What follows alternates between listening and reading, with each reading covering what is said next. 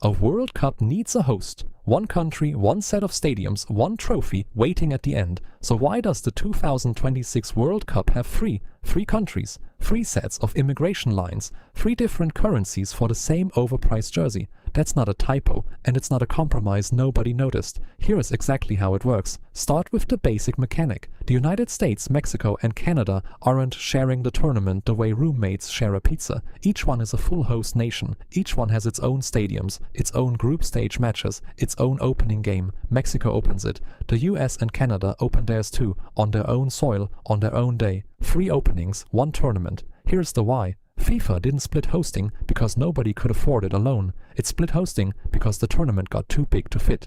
This World Cup has 48 teams now, up from 32.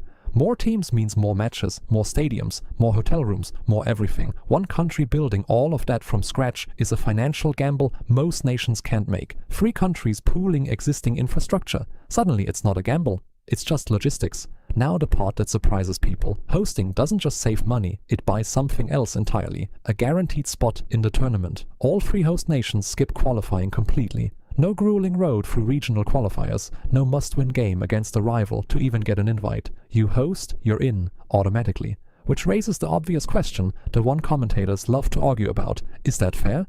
A team that didn't have to fight its way in, playing in front of its own fans, with home field advantage built into the bracket. Some call it a structural gift.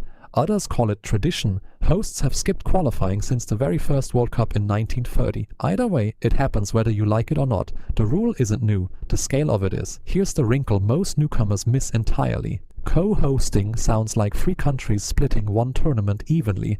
They don't. The US is hosting the lion's share, including the final.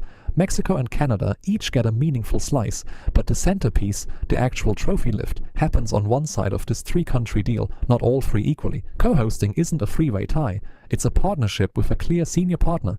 So if you're watching this World Cup and wondering why the broadcast keeps jumping between Mexico City, Toronto, and a stadium that suspiciously looks built for American football, that's the answer. Not a scheduling accident, not a compromise nobody planned.